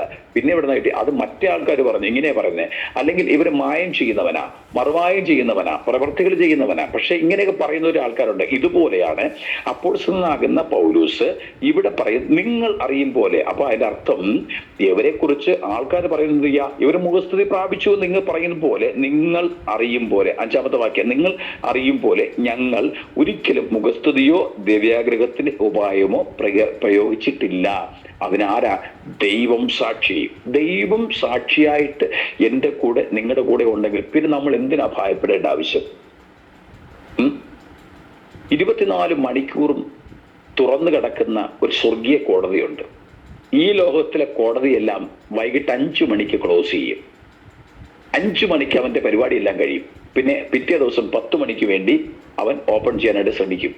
എന്നാൽ 24 മണിക്കൂറും ദൈവത്തിന്റെ കോടതി നമുക്ക് തുറന്നു കിടക്കുന്നു. ഏത് സമയത്തും പെറ്റീഷൻ കൊടുക്കാം, ഏത് സമയത്തും ആപ്ലിക്കേഷൻ കൊടുക്കാം, ഏത് സമയത്തും റിക്വസ്റ്റ് കൊടുക്കാം. പറഞ്ഞ് മനസ്സിലാക്കണം. ഇന്ന് രാത്രികാലം ഞാൻ വ്യക്തമായി പറയുന്നു, പരിശുദ്ധാത്മാവിന്റെ സാന്നിധ്യം വ്യക്തമായി സംസാരിക്കുന്നത് ഇവിടെ പറയുന്നത്, ദൈവത്തിന്റെ ആത്മാവ് നമ്മോട് പഠിപ്പിക്കുന്ന ഒരു കാര്യം എന്ന് പറഞ്ഞു കഴിഞ്ഞാൽ നമ്മൾ എപ്പോഴും മനസ്സിലാക്കേണ്ട ഒരു ഭാഗം, 24 മണിക്കൂറും തുറന്നു കിടക്കുന്ന ഒരു കോടതിയെ സ്വർഗത്തിലെ ദൈവം. അവിടെ കൊടുക്കേണ്ടത് ഈ പേന കൊണ്ടൊന്നും അല്ല എഴുതിയിരിക്കുന്നത്. ഇവിടത്തെ കോടതികളിൽ പേന കൊണ്ടും മഷി കൊണ്ടും കേസുകൾ എഴുതി കൊടുക്കുമ്പോൾ, അല്ലെങ്കിൽ അവർ പരാതി കൊടുക്കുമ്പോൾ, സ്വർഗീയ കോടതി കൊടുക്കുന്ന പേന കൊണ്ടല്ല, കണ്ണുനീർ കൊണ്ടാ. ഒരു തുള്ളി കണ്ണുനീർ സ്വർഗീയ ലാബിലേക്ക് പരിശോധിച്ചാൽ കൃത്യമായിട്ട് അവർക്കറിയാൻ പറ്റും ഇതിനകത്ത് എന്താ കടങ്ങിയിരിക്കുന്നെന്ന്. എന്നാൽ ഇവിടുത്തെ ലാബിൽ അല്പം കണ്ണുനീർ നമ്മൾ എടുത്തതിന് ഒരു കൊച്ചു കുപ്പിക്കകത്ത്, പണ്ട് കാലത്ത് ഞാനൊക്കെ പഠിക്കുന്ന സമയത്ത് ഈ 5 പൈസ കൊണ്ട് കൊടുത്തതിന് ശേഷം ഒരു കൊച്ചു കുപ്പി കൊടുത്തു കഴിഞ്ഞാൽ അതിനകത്ത് മഷി ഇട്ടുമായിരുന്നു. നിങ്ങൾ അങ്ങനെയാണെന്ന് എനിക്കറിയത്തില്ല. ഞാൻ പഠിക്കുന്ന സമയത്ത് എനിക്കുണ്ടായിരുന്നു. അഞ്ച് പൈസയും കൊണ്ടു കൊടുക്കണം. ഒരു കൊച്ചു കുപ്പിയും കൊണ്ടു കൊടുക്കുമ്പോൾ ഈ കൊച്ചു കുപ്പിക്കകത്ത് മഷി ഇടും. എന്നാൽ ഈ മഷി കൊണ്ട് അന്ന് ഞങ്ങൾ എഴുതുമായിരുന്നു. പക്ഷേ സ്വർഗീയ കോടതിയിൽ ഈ മഷി കൊണ്ടല്ല എഴുതുന്നത്, കണ്ണുനീർ കൊണ്ട്. അപ്പൊ ഇതുപോലെ ഈ ഒരു കൊച്ചു കുപ്പിക്കകത്ത് കുറച്ച് കണ്ണുനീർ നമുക്ക് വീണതിന് ശേഷം ഇവിടുത്തെ ഒരു ലാബിലേക്ക് കൊണ്ടു കൊടുത്തിട്ട് ഇതിനകത്ത് എന്തൊക്കെ അടങ്ങിയിട്ടുണ്ട് എന്ന് ചോദിച്ചു കഴിഞ്ഞാൽ ഇവിടുത്തെ ലാബ് ടെക്നീഷ്യൻ ഇങ്ങനെ പറയും, നിനക്ക് സൈക്കാട്രിക് ബിഹേവിയർ എന്നാ. കാര്യം ഈ ലാബ് ടെക്നീഷ്യൻ പരിശോധിച്ചതിനകത്തൊന്നും കാണാൻ പറ്റുന്നില്ല. എന്നാൽ സ്വർഗീയ കോടതിയിൽ അല്ലെങ്കിൽ സ്വർഗീയ ലാബിൽ നമ്മുടെ കണ്ണുനീർ നമ്മൾ സ്വർഗത്തെ ദൈവം ചെയ്യാ അതെല്ലാം അത് കൃത്യമായിട്ട് പറയും. ഇന്ദു ഇന്ന വിഷയത്തിന്മേൽ ഭാരപ്പെടുന്നു, ജോർജ് ഇന്ന വിഷയത്തിന്മേൽ ഭാരപ്പെടുന്നു, സന്തോഷ് ഇന്ന വിഷയത്തിന്മേൽ ഭാരപ്പെടുന്നു, മാറ്റുച്ചാൻ ഇന്ന കാഴ്ചയ്ക്ക് ബുദ്ധിമുട്ട് അനുഭവിക്കുന്നുണ്ട്, അതുപോലെ തന്നെ ഷാജി ബ്രദർ ഒരു സാമ്പത്തികമായ വിഷയത്തിന്മേൽ ഒരു പോലീസ് കേസ് പോലുള്ള അല്ലെങ്കിൽ കോടതി പോലുള്ള വിഷയത്തിന്മേൽ ഭാരപ്പെടുന്നു, അല്ലാതെ സിസ്റ്റർ അതുപോലെ മാനസികമായി ഒത്തിരി കഷ്ടങ്ങളിൽ കൂടെ കടന്നു പോകുന്നു, തന്റെ കുടുംബത്തെ ഓർത്ത് ഭാരപ്പെടുന്നു. ഇതെല്ലാം സ്വർഗീയ ലാബിൽ കൃത്യമായിട്ട് നമ്മുടെ കണ്ണുനീർ ഒന്ന് കൃത്യമായിട്ട് എഴുതി വെച്ച് അത് മറുപടി നൽകും. ഇതാണ് നമ്മുടെ കർത്താവിന്റെ ഈ ലാബും ഈ ലോകത്തിൽ ലാബും തമ്മിലുള്ള വ്യത്യാസം, ഇവിടുത്തെ കോടതിയും സ്വർഗീയ കോടതിയും തമ്മിലുള്ള വ്യത്യാസം. അപ്പൊ 24 മണിക്കൂർ പെറ്റീഷൻ കൊടുക്കാൻ അല്ലെങ്കിൽ സബ്മിഷൻ കൊടുക്കാൻ അല്ലെങ്കിൽ അവിടെ കൊണ്ട് റിക്വസ്റ്റ് കൊടുക്കാൻ കഴിവുള്ള ഒരു സ്ഥലമാണ് സ്വർഗത്തിലെ ദൈവം. ഞാൻ പറയാം, ഏതൊക്കെ വാതിലടഞ്ഞാലും അടയാത്തൊരു വാതിൽ സ്വർഗത്തിന്റെ വാതില. പണ്ട് കാലത്തെ ആൾക്കാർ പറയുന്നു പോലീസ് സ്റ്റേഷൻ ഒരിക്കലും അടയത്തില്ലെന്ന്. നിങ്ങൾക്കറിയാമോ, 2023 കോവിഡ് വന്ന സമയത്ത് ഇവിടുത്തെ പോലീസ് സ്റ്റേഷനും അടച്ചു. അപ്പൊ പോലീസ് സ്റ്റേഷൻ പൂട്ടില്ലായിരുന്നു, അതുവരെയും പോലീസ് സ്റ്റേഷൻ പൂട്ടില്ല. പക്ഷെ ആ സമയത്ത് പോലീസ് സ്റ്റേഷൻ എന്ത് ചെയ്തു? അടച്ചു. അവർ പൂട്ടിട്ടു. പണ്ടത്തെ ആൾക്കാർ പറയുന്നത് 1000 കുടത്തിന്റെ വാകെട്ടാം ഒരു മനുഷ്യന്റെ വാകെട്ടാൻ പറ്റത്തില്ലെന്ന്. ചരിത്രം മാറ്റി എഴുതിയില്ലേ? മനുഷ്യന്റെ അല്പം തുണി കൊണ്ട് മനുഷ്യന്റെ ഒരു മാസ്ക് എന്ന് പറഞ്ഞിരിക്കുന്ന വാകെട്ടിയില്ലേ? 1000 കുടത്തിന്റെ വാകല്ല ഒരു മനുഷ്യന്റെ വാകെട്ടാൻ പറ്റത്തില്ല. 1000 കുടത്തിന്റെ വാകെട്ടാം, പക്ഷെ ഒരു മനുഷ്യന്റെ വാകെട്ടാൻ പറ്റത്തില്ല. ആയിരക്കണക്കിന് മനുഷ്യന്റെ വായെ അല്പം തുണി വെച്ച് കെട്ടി. ഇന്ന് രാത്രി പറയാം, നിന്റെ വിചാരമല്ല ദൈവത്തിന്റെ വിചാരം, നിന്റെ ചിന്തയല്ല ദൈവത്തിന്റെ ചിന്ത. നമ്മുടെ പ്രയാസം നമ്മൾക്ക് വലുതായിരിക്കും, പക്ഷെ ഈ രാത്രികാലം ദൈവം പറയുന്നു, നീ ഒരു വിശ്വസ്ത സാക്ഷിയാണെങ്കിൽ നിനക്ക് വേണ്ടി തന്റെ ദൂതന്മാരെ നിന്റെ അടുക്കലേക്ക് ദൈവം അയക്കും. എന്ത് വേണം? അത് അസമ്പത്തായിക്കൊള്ളട്ടെ, അത് മാനസികമായിട്ട് പ്രശ്നമായിക്കൊള്ളട്ടെ, രോഗമായിക്കൊള്ളട്ടെ, ഏത് വിഷയത്തിനും ദൈവത്തിന്റെ ആത്മാവ് വീണ്ടും സ്വർഗം ചാഞ്ഞിറങ്ങേണ്ടി വന്ന, ഒരിക്കൽ കൂടെ പറയുന്നു, സ്വർഗം ചാഞ്ഞിറങ്ങേണ്ടി വന്നു കഴിഞ്ഞാൽ ദൈവത്തിന്റെ ആത്മാവ് സ്വർഗം ചാഞ്ഞിറങ്ങി നിങ്ങൾക്ക് വേണ്ടി ഇറങ്ങി വരുന്ന കർത്താവാണ്. അപ്പോൾ വായിച്ച ഭാഗത്തേക്ക് നമുക്ക് കടന്നു വരാം. 1 തെസ്സലോനിക്കർ 2-ാം അധ്യായത്തിന്റെ 5-ാമത്തെ വാക്യമാണ് വായിച്ചത്. അവിടെ പറയുന്നത്, നിങ്ങൾ അറിയും പോലെ ഞങ്ങൾ ഒരിക്കലും മുഖസ്തുതിയോ ദ്രവ്യാഗ്രഹത്തിന്റെ ഉപായമോ പ്രയോഗിച്ചിട്ടില്ല, അതിന് ദൈവമാ സാക്ഷി. നമുക്ക് ഇത്രയും മതി. ലോകത്തിന്റെ സാക്ഷി, ലോകത്തിലെ ആൾക്കാർ സാക്ഷി പറയേണ്ട ആവശ്യം, ദൈവമാണ് സാക്ഷി എന്ന് മാത്രം അവിടെ പറഞ്ഞ് ഉറപ്പുവരുന്നു. അതിന്റെ 10-ാമത്തെ വാക്യത്തിലേക്ക് കടന്നു വരുന്നു. വിശ്വസിക്കുന്ന നിങ്ങളുടെ ഇടയിൽ ആരാ? അപ്പൊ ഞാൻ ഈ പ്രസംഗിക്കുമ്പോഴും ഞാൻ ഈ പറയുമ്പോഴും നിങ്ങൾ എല്ലാവരും വിശ്വസിക്കണമെന്നില്ല. പക്ഷെ ഇന്ന് രാത്രികാലം കർത്താവിന് വചനം പഠിപ്പിക്കുന്നു, വിശ്വസിക്കുന്ന നിങ്ങളുടെ ഇടയിൽ. എല്ലാവരും വിശ്വസിക്കണമെന്നില്ല. അഥവാ വിശ്വസിക്കുന്ന നിങ്ങളുടെ ഇടയിൽ ഞങ്ങൾ എത്ര പവിത്രമായും നീതിയായും അനന്യമായി നടന്നു എന്നതിന് നിങ്ങളും ദൈവവും സാക്ഷി. അപ്പൊ നേരത്തെ പറയുന്നു ദൈവം സാക്ഷി എന്ന് പറഞ്ഞു, 5-ാമത്തെ വാക്യത്തിൽ പറഞ്ഞു ദൈവം സാക്ഷി എന്ന് പറയും. ഇപ്പൊ പറയുന്നത് എന്ത് ചെയ്യാ? അപ്പോൾ പറയുന്നു നിങ്ങളും ദൈവവും സാക്ഷി. നിങ്ങളും ദൈവവും സാക്ഷി. പരിശുദ്ധാത്മാവ് ഇന്ന് രാത്രി പറയുന്നു, നിങ്ങൾക്ക് വേണ്ടി ഇറങ്ങി വരാൻ കഴിയുന്ന ഒരു സ്വർഗമുണ്ട്. നിങ്ങൾക്ക് വേണ്ടി ഉന്തി മാറ്റാൻ കഴിയുന്ന വിഷയങ്ങൾ, നിങ്ങൾക്ക് ഒരിക്കലും ആ വിഷയത്തെ മാറ്റാൻ പറ്റത്തില്ല ചിന്തിക്കുമ്പോൾ ദൈവത്തിന് പറയുന്നു, നിന്റെ വിഷയത്തിന് വേണ്ടി ഒരു തീർപ്പ് കൽപ്പിക്കുവാൻ ഇന്ന് രാത്രികാലം സർവശക്തനായ ദൈവം അതിശക്തമായി നിന്റെ അടുക്കൽ കടന്നു വരുവാൻ ദൈവത്തിന് കഴിയും. നമ്മുടെ ചിന്തകൾക്ക് അപ്പുറമായി പ്രവർത്തിക്കാൻ കഴിയുന്ന ദൈവം. അവിടെയാണ് 1-ാമത്തെ ഭാഗം അങ്ങനെ പറഞ്ഞ് ഞാൻ വിടുകയാണ്. 1-ാമത്തെ ഭാഗത്തിലേക്ക് പറയുന്നത് വിശ്വസ്ത സാക്ഷി. 2-ാമത്തെ ഭാഗത്തിലേക്ക് നടന്നു. 2-ാമത്തെ ഭാഗത്ത് പറയുന്നു മരിച്ചവരിൽ ആദ്യജാതൻ. നമ്മുടെ ടോപ്പിക്ക് മറന്നു പോകരുത്. 1-ാമത്തെ അധ്യായത്തിന്റെ 5-ാമത്തെ വാക്യമാണ്. യോഹന്നാൻ ഉണ്ടായ വെളിപ്പാട് പുസ്തകത്തിന്റെ 1-ാം അധ്യായത്തിന്റെ 5-ാമത്തെ വാക്യമാണ്. അതിന്റെ 5-ാമത്തെ അധ്യായത്തിന്റെ 1-ാമത്തെ ടോപ്പിക് ഞാൻ കഴിഞ്ഞു, വിശ്വസ്ത സാക്ഷി. 2-ാമത്തെ ഭാഗത്തേക്ക് കടന്നു, മരിച്ചവരിൽ ആദ്യജാതൻ. മരിച്ചവരിൽ ആദ്യജാതൻ. ആരാണ് ആദ്യജാതൻ? പറയാം. വേദപുസ്തകത്തിൽ നമ്മൾ ശക്തമായി മനസ്സിലാക്കുമ്പോൾ ദൈവത്തിന്റെ ആത്മാവ് വ്യക്തമായ ചില കാര്യങ്ങൾ ഇന്ന് രാത്രികാലം നമ്മൾ സംസാരിക്കുന്നുണ്ട്. മത്തായി സുവിശേഷം 28-ാമത്തെ അധ്യായത്തിന്റെ 5 മുതൽ 7 7 വരെയുള്ള വാക്യങ്ങളിൽ അവിടെ 28-ാമത്തെ അധ്യായത്തിന്റെ 5 മുതൽ 7 വരെയുള്ള വാക്യങ്ങളിൽ അവിടെ വ്യക്തമായ ഒരു കാര്യം കാണുന്നു. ദൂതൻ സ്ത്രീയോട് ഭയപ്പെടേണ്ട, ക്രൂശിക്കപ്പെട്ട യേശുവിനെ നിങ്ങൾ അന്വേഷിക്കുന്നു എന്ന് ഞാൻ അറിയുന്നു. അവൻ ഇവിടെയില്ല, താൻ പറഞ്ഞതുപോലെ ഉയർത്തെഴുന്നേറ്റു, അവൻ കിടന്ന സ്ഥലം വന്നു കാണുവിൻ. അപ്പൊ അതിന്റെ അർത്ഥം താൻ പറഞ്ഞതുപോലെ ഉയർത്തെഴുന്നേറ്റ ഒരു ദൈവമാണത്തെയാണ് നമ്മൾ ആരാധിക്കുന്നത്. ഒരു കാലത്ത് വർഗീസ് പുണ്യാളനെയും പരിമല തിരുമേനെയും മാതാ അമൃതാനന്ദമയ്യെയും ശ്രീ രവിശങ്കറിനെയും സായിബാബയൊക്കെ നമ്മൾ ആരാധിച്ചവരാ അല്ലെ, ഇങ്ങനെയൊക്കെ ആരാധിച്ചവരാ. പക്ഷെ ഇവിടെ പറയുന്നു ഇങ്ങനെ ആരാധിക്കുന്ന പോലെയല്ല. പക്ഷെ നമ്മുടെ യേശുവിന് ഒക്കെ അഡ്രസ് ഉള്ളവനാ നമ്മുടെ യേശു. നമ്മുടെ യേശുവിന് അഡ്രസ് ഉണ്ട്. ചിലർ പറയും നമ്മുടെ യേശുവിന് അഡ്രസ് ഇല്ലാന്ന്. അഡ്രസ് ഉണ്ടെങ്കിൽ നമ്മുടെ യേശുവിനെ ഉള്ളൂ. അതായത് വംശപാരമ്പര്യം എഴുതുമ്പോൾ, വായിക്കാൻ സമയമില്ലാത്തതുകൊണ്ട് ഞാൻ പറയുന്നു, വംശപാരമ്പര്യം എഴുതുമ്പോൾ മത്തായി സുവിശേഷം 1-ാമത്തെ അധ്യായത്തിന്റെ 1 മുതൽ 16 വരെയുള്ള വാക്യങ്ങൾ വായിക്കുന്ന സമയത്ത് അതിന്റെ ക്രമീകൃതമായിട്ട് അവിടെ ഇന്നയാളിന്റെ മകൻ അബ്രഹാമിന്റെ, ഇസഹാക്കിന്റെ, യാക്കോബിന്റെ തുടങ്ങിയ കാലഘട്ടങ്ങളിൽ അവർ പറയുന്നു ഇന്നയാളുടെ മകൻ, ഇന്നയാളുടെ മകൻ, ഇന്നയാളെ ജനിപ്പിച്ചു, ഇന്നയാളെ ജനിപ്പിച്ചു, ഇന്നയാളെ ജനിപ്പിച്ചു എന്ന് പറഞ്ഞിട്ട് 16-ാമത്തെ വാക്യത്തിലേക്ക് കടന്നു വരുമ്പോൾ അവിടെ പറയുന്നു അവളിൽ നിന്നും ക്രിസ്തു എന്ന പേരുള്ള യേശു ജനിച്ചു. അപ്പോൾ ബാക്കിയുള്ള ഭാഗത്തേക്ക് പറയുന്നത് നിങ്ങൾ പിന്നെ വായിച്ചാൽ മതി, എഴുതിയെടുക്കുക. അതിന് നിങ്ങൾ വായിച്ചു നോക്കൂ. 1-ാമത്തെ മത്തായി സുവിശേഷം 1-ാമത്തെ അധ്യായത്തിന്റെ 1 മുതൽ വാക്യങ്ങൾ വായിക്കുമ്പോൾ ജനിപ്പിച്ചു ജനിപ്പിച്ചു ജനിപ്പിച്ചു ജനിപ്പിച്ചു ജനിപ്പിച്ചു എന്ന് കാണുന്നു. എന്നാൽ അതിന്റെ 16-ാമത്തെ വാക്യത്തിൽ കടന്നു വരുമ്പോൾ, അതിന്റെ 16-ാമത്തെ വാക്യത്തിൽ കടന്നു വരുന്ന സമയത്താണ് ദൈവത്തിന് ആത്മാവോടെ സംസാരിക്കുന്നത്. എങ്ങനെയെന്ന് ചോദിച്ചു കഴിഞ്ഞാൽ ഞാൻ വേണമെങ്കിൽ നിങ്ങൾ വായിച്ചു കേൾപ്പിക്കാം. 1-ാമത്തെ അധ്യായത്തിന്റെ 1 മുതൽ ചില വാക്യങ്ങൾ വായിച്ചതിന് ശേഷം 16-ാമത്തെ വാക്യം കൂടെ ഞാൻ വായിക്കാം. അബ്രഹാമിന്റെ 1-ാമത്തെ വാക്യം, അബ്രഹാമിന്റെ പുത്രനായ ദാവീദിന്റെ പുത്രനായ യേശു ക്രിസ്തുവിന്റെ വംശാവലി. അബ്രഹാം ഇസഹാക്കിനെ ജനിപ്പിച്ചു, ഇസഹാക്ക് യാക്കോബിനെ ജനിപ്പിച്ചു, യാക്കോബ് യഹൂദയും അവന്റെ സഹോദരന്മാരെ ജനിപ്പിച്ചു. പിന്നെ താപ്പോട്ട് വരുമ്പോൾ ജനിപ്പിച്ചു ജനിപ്പിച്ചു ജനിപ്പിച്ചു ജനിപ്പിച്ചു എന്ന് കാണുന്നു. എന്നാൽ അതിന്റെ 16-ാമത്തെ വാക്യത്തിൽ വായിക്കുമ്പോൾ അവിടെ കാണുന്നത് യാക്കോബ് മറിയയുടെ ഭർത്താവായ യോസേപ്പിനെ ജനിപ്പിച്ചു. അതായത് യേശുവിന്റെ ഈ ലോകത്തിലെ പിതാവ് എന്ന് പറഞ്ഞ യോസേപ്പിനെയും ജനിപ്പിച്ചവനാണ്. എന്നാൽ അടുത്ത വാക്യമാണ് പ്രശസ്തമാകുന്ന വാക്യം. അവളിൽ നിന്നും, ആരിൽ നിന്ന്? അവളെന്ന് പറയുന്ന മറിയയിൽ നിന്നും ക്രിസ്തു എന്ന പേരുള്ള യേശു ജനിച്ചു. കേട്ടോ? അപ്പൊ യേശുവിനെ ആരും ജനിപ്പിച്ചതല്ല, യേശു ഓട്ടോമാറ്റിക്കലി ജനിച്ചവനാണ്. മനസ്സിലാക്കണോ?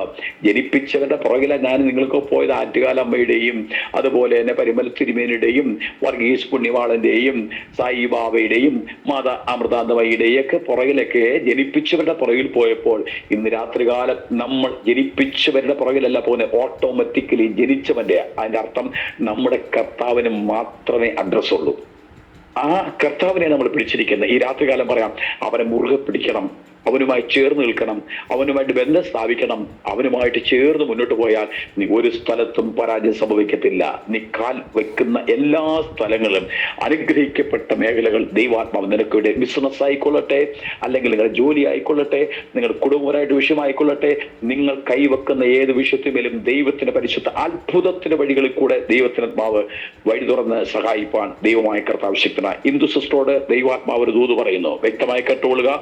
ദൈവാത്മാവ് ഒരു ദൂത് പറയുന്നത്, രാജ്യം വിട്ട് രാജ്യത്തിലേക്ക് തന്റെ ബിസിനസ്സിനെ മാറ്റിക്കൊണ്ടുപോകുവാൻ ദൈവത്തിന് കഴിയും. അതായത് മറ്റ് രാജ്യങ്ങളിൽ പോലും നമ്മുടേതാകുന്ന നന്മയെ കച്ചവടം ചെയ്യുവാനുള്ള അവസ്ഥകൾ ദൈവാത്മാവ് ഒരുക്കുവാൻ വേണ്ടി പ്ലാനുകളും പദ്ധതികളും ഒരുക്കി വെച്ചിട്ട് ഒരിക്കലും ആർക്കും തകർക്കുവാൻ പറ്റാത്ത ഉന്നതമാകുന്ന വഴികളിലും വാതിലും ദൈവാത്മാവ് ഒരുക്കുവാൻ കർത്താവ് ശക്തനാണ്. വലിയ അറിയപ്പെടുന്ന കമ്പനികൾ പോലുള്ള, വലിയ ലൂലു പോലുള്ള ചില പ്രസ്ഥാനങ്ങളിൽ നമ്മുടെ പ്രോഡക്റ്റ് കൊണ്ടെത്തിച്ചിട്ട് അത് മാന്യതകളാക്കി മാറ്റുവാൻ ദൈവത്തിന് കഴിയും. ദൈവത്തിനാത്മാവ് അതിനുവേണ്ടി വഴി തുറക്കട്ടെ എന്ന് ആത്മാർത്ഥമായി പ്രാർത്ഥിക്കുന്നു. ഓക്കെ, നമുക്ക് ഞാൻ ഈ ഭാഗത്തേക്ക് കടന്നു വരികയാണ്. 1-ാമത്തെ അധ്യായത്തിന്റെ 16-ാമത്തെ വാക്യത്തിൽ വീണ്ടും പറയുന്ന, അവളിൽ നിന്ന് ക്രിസ്തു എന്ന് പേരുള്ള യേശു ജനിച്ചു. അങ്ങനെ മനസ്സിലാക്കണം. അപ്പൊ ക്രിസ്തുവിനെ ആരും ജനിപ്പിച്ചതല്ല, ഓട്ടോമാറ്റിക്കലി ക്രിസ്തു ജനിച്ചു. അങ്ങനെയാണെങ്കിൽ നമ്മൾ നേരത്തെ വായിച്ചത് മരിച്ചവരിൽ ആദ്യജാതൻ ആരും ചോദിച്ചു കഴിഞ്ഞാൽ നമ്മുടെ ക്രിസ്തുവാണ്. ആ ക്രിസ്തുവിനെ കുറിച്ച് ആര് പറയുന്നു? ദൂതൻ സ്ത്രീകളോട് പറയുന്നു, ഭയപ്പെടേണ്ട. ദൂതൻ സ്ത്രീകളോട് പറ, ഭയപ്പെടേണ്ട, ക്രൂശിക്കപ്പെട്ട യേശുവിനെ നിങ്ങൾ അന്വേഷിക്കുന്നു എന്ന് ഞാൻ അറിയുന്നു. അവൻ ഇവിടെ ഇല്ല, താൻ പറഞ്ഞതുപോലെ ഉയർത്തെഴുന്നേറ്റു. താൻ പറഞ്ഞതുപോലെ ഉയർത്തെഴുന്നേറ്റ്. താൻ ഇങ്ങനെയും പറഞ്ഞു, ഞാൻ പോയി നിങ്ങൾക്ക് സ്ഥലം ഒരുക്കുവാൻ പോകുന്നു. ഞാൻ പോയതിനു ശേഷം ഞാൻ ഇരിക്കുന്നിടത്ത് നിങ്ങളെയും ഇരുത്തേണ്ടതിന് പിന്നെയും വന്ന് ഞാൻ നിങ്ങളെ എന്ത് ചെയ്യാം? ചേർത്തുകൊള്ളുമെന്ന ദൈവാത്മാവ് സംസാരിക്കുന്നത്. മനസ്സിലാക്കണം, ഞാൻ ഇരിക്കുന്ന സ്ഥലത്ത് നിങ്ങളെയും ഇരുത്തേണ്ടതിന് ഞാൻ പിന്നെയും വന്ന് ചേർത്തുകൊള്ളുവന്ന കർത്താവ് ഇംഗ്ലീഷിൽ പറഞ്ഞിരിക്കുന്നതാണ് ഐ വിൽ കം ബാക്ക് എന്ന് പറഞ്ഞാൽ, ഞാൻ വിൽ എന്നൊരു വാക്ക് 100% കാര്യത്തെ അത് കൃത്യമായിട്ട് പറയുന്ന വാക്കാണ്. പറയുന്നത് will, I will come back എന്ന് പറഞ്ഞാൽ ഞാൻ പോയതുപോലെ തന്നെ തിരിച്ചു വരും. അതെന്തിനാ? നിങ്ങളെ കൂട്ടിക്കൊണ്ടു പോകുവാൻ. അതാണ് ഇവിടെ പറഞ്ഞത്, താൻ പറഞ്ഞതുപോലെ ചെയ്യുന്നവൻ യേശു. നമ്മൾ അങ്ങനെയാണോ? നമ്മൾ പറഞ്ഞതുപോലെ പലരും ചെയ്യാറില്ല. പക്ഷെ പറഞ്ഞതുപോലെ ചെയ്യാനും യേശു നടന്നതുപോലെ നടക്കുവാനും യേശു ചെയ്യുന്നതുപോലെ ചെയ്യുവാനും യേശുവിൻ്റെതാകുന്ന സാന്നിധ്യം അനുഭവിക്കുവാനുമാണ് എന്നെ നിങ്ങളെയും കർത്താവ് ആഗ്രഹിക്കുന്നത്. അതുകൊണ്ട് ഇന്ന് രാത്രികാലം ദൈവത്തിന് ആത്മാവ് പറയുന്നു, അവനിവിടെയില്ല, ഉയർത്തെഴുന്നേറ്റു. അതിന്റെ 7-ാമത്തെ വാക്യത്തിലേക്ക് കടന്നു വരുമ്പോൾ, അവൻ മരിച്ചവരുടെ ഇടയിൽ നിന്ന് ഉയർത്തെഴുന്നേറ്റ് അവൻ മരിച്ചവരുടെ ഇടയിൽ നിന്ന് ഉയർത്തെഴുന്നേറ്റു എന്ന് വേഗം ചെന്ന് അവന്റെ ശിഷ്യന്മാരോട് പറവിനെന്ന് ദൂതൻ പറയുന്നു. ആരാ? അവനിവിടെ ഇല്ല, അവൻ ഉയർത്തെഴുന്നേറ്റു.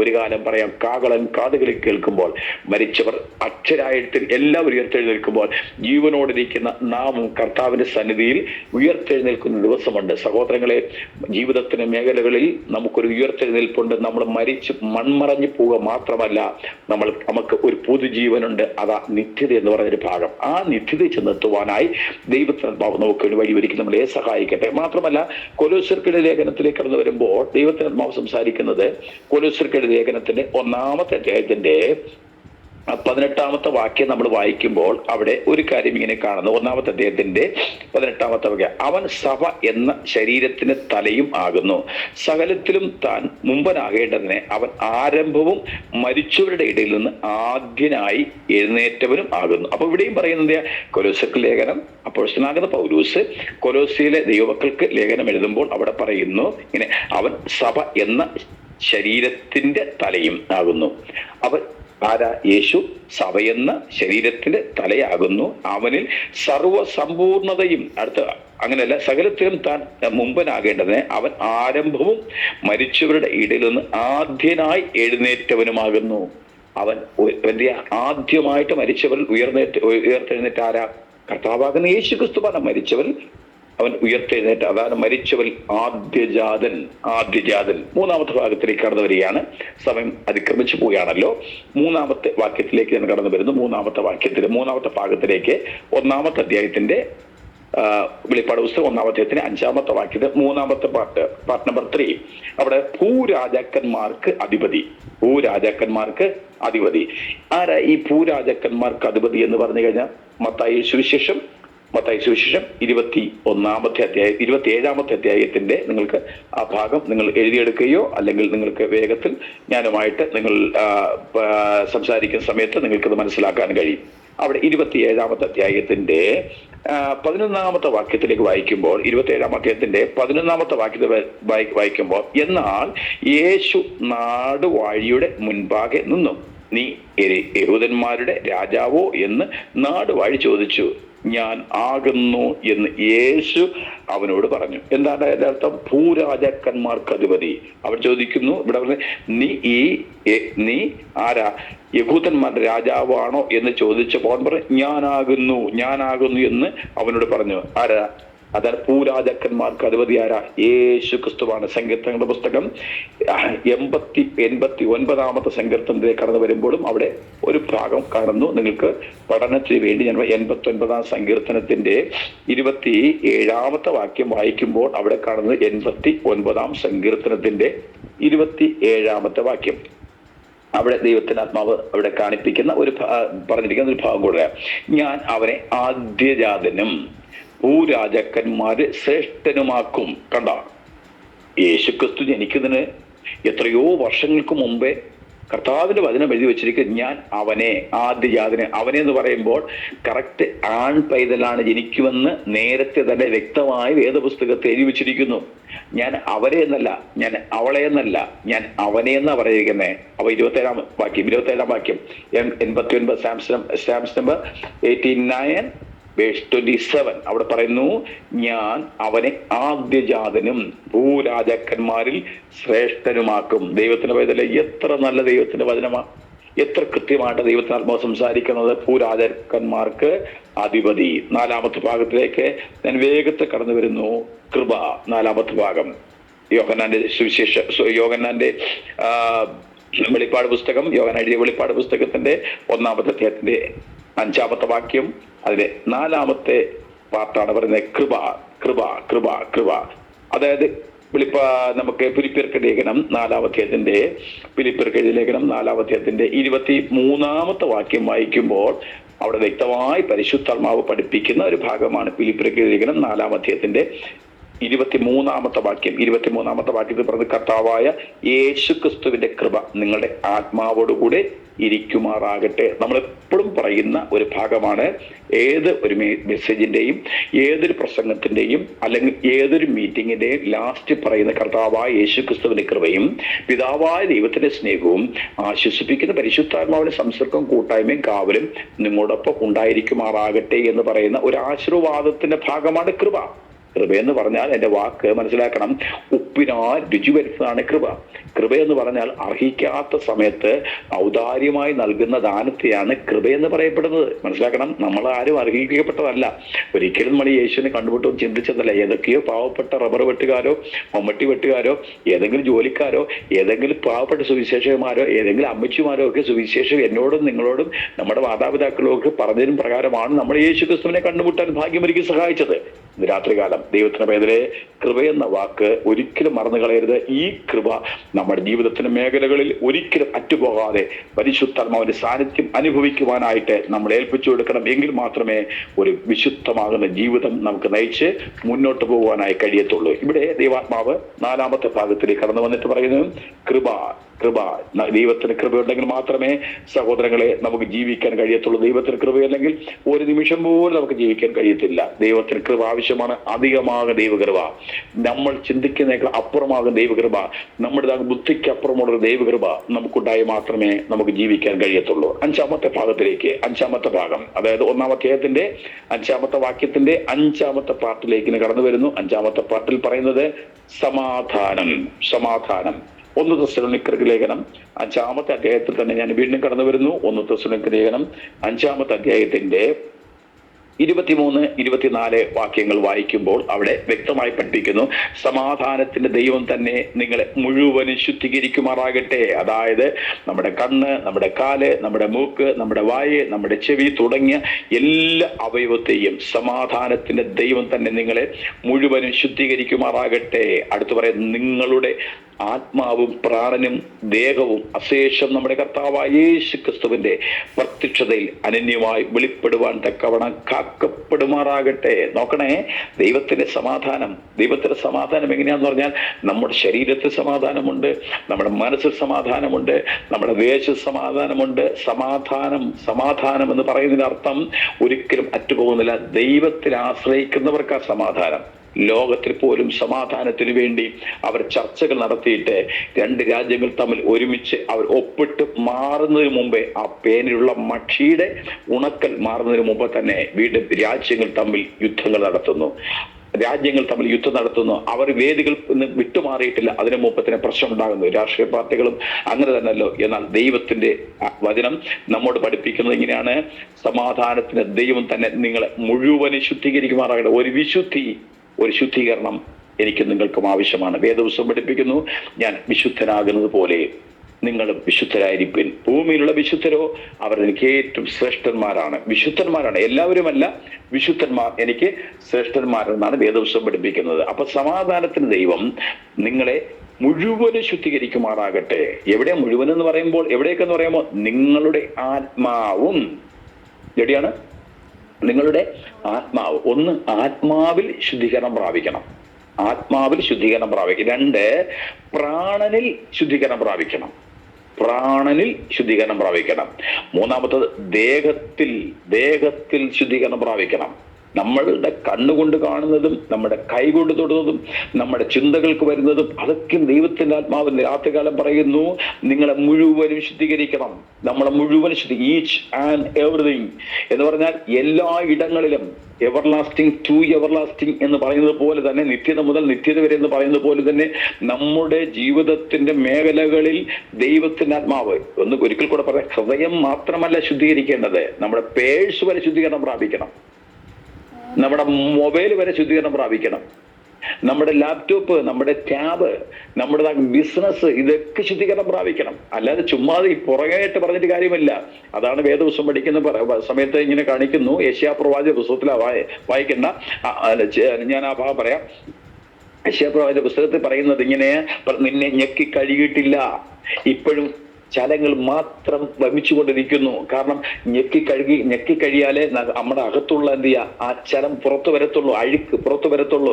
എന്നാൽ പറയുന്നത് നമ്മുടെ ജീവിതത്തിന് മേഖലകളിൽ, ദിവസങ്ങളിൽ കർത്താവിൻ്റെ ഒരു ക്ലൻസിങ് ഉണ്ടായി മാറണം, യേശുവിൻ്റെ ഒരു വിശുദ്ധീകരണം ഉണ്ടായി മാറണം. നമ്മുടെ സകല വിഷയത്തിന്മേലും, നമ്മുടേതാകുന്ന ഈ തലമുടി മുതൽ ഉള്ളംകാല് വരെയും ദൈവത്തിന്റെ ആത്മാവിന്റെ വിശുദ്ധീകരണം പ്രാപിക്കണമെന്നാണ് ദൈവത്തിന്റെ ആത്മാവ് പഠിപ്പിക്കുന്നത്. അതുകൊണ്ടാണ് പറഞ്ഞ സമാധാനത്തിന് ദൈവം തന്നെ നിങ്ങളെ മുഴുവനും എന്ന് പറഞ്ഞാൽ, കുടുംബത്തിനകത്ത് നമ്മുടെ വീട്ടിലുള്ള മൃഗങ്ങൾ മുതൽ നമ്മുടെ വീട്ടിലുള്ള അപ്പച്ചന്മാര് വരെ, മനസ്സിലായി, നമ്മുടെ കൊച്ചു വാഹനം മുതൽ നമുക്കുള്ള വലിയ വാഹനം വരെ, നമ്മുടേതായ കമ്പ്യൂട്ടർ മുതൽ നമ്മുടേതാകുന്നതാകുന്ന എല്ലാ ഫയലുകൾ വരെയും ദൈവത്തിന്റെ ആത്മാവ് സംസാരിക്കുന്നത് നിങ്ങളെ തന്നെ മുഴുവനും ശുദ്ധീകരിക്കുമാറാകട്ടെ. അടുത്ത് പറയാം, നിങ്ങളുടെ ആത്മാവ് ശുദ്ധീകരിക്കണം.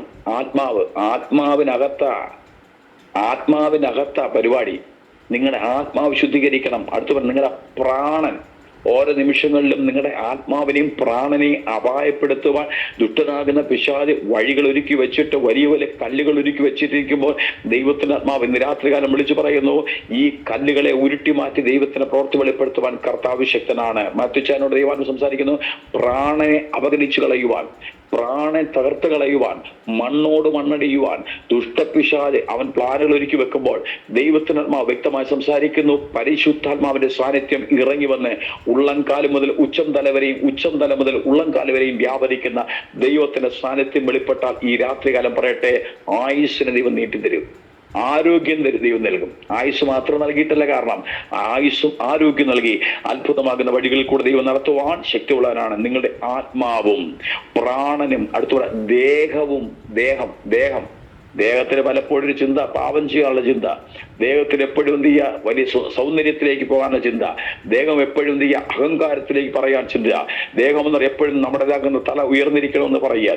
ദേഹം പറയുക, ഞാൻ അറിയണം, ഞാൻ ആരെന്നറിയാമോ, പിന്നെ നീ ആരെന്നറിയാം. കേവലം 12 മണിക്കൂറോ 13 മണിക്കൂർ കഴിയുമ്പോൾ, ചത്ത് കഴിഞ്ഞിട്ട് 13 മണിക്കൂറിനകത്ത് നാറ്റം വമിക്കുന്ന മനുഷ്യനാ ഞാനും നിങ്ങളുമൊക്കെയും. നമ്മുടെ ദേഹത്തെ കുറിച്ച് പറയുന്നു, നിങ്ങളുടെ ദേഹം അശേഷം എന്ന് പറഞ്ഞാൽ ഈച്ച് ആൻഡ് എവറിതിങ് എന്ന അശേഷം നമ്മുടെ കർത്താവായ യേശു ക്രിസ്തുവിന്റെ പ്രത്യക്ഷതയിൽ അനന്യമായി വെളിപ്പെടുവാൻ തക്കവണ്ണം കാക്കപ്പെടുമാറാകട്ടെ. അടുത്ത ഭാഗത്ത് പറയുന്നു, നിങ്ങളെ വിളിക്കുന്നവൻ വിശ്വസ്തനാകുന്നു, അവനത് നിവർത്തിക്കും. വാക്കുകൾക്ക് പരിമിതി കുറിക്കുന്നു. ഈ രാത്രികാല ദൈവത്തിന്റെ പരിശുദ്ധാത്മാവ് നമുക്ക് വേണ്ടി വഴിയൊരുക്കി നമ്മളെ സഹായിക്കുവാൻ ശക്തിയുള്ളവനാണ്.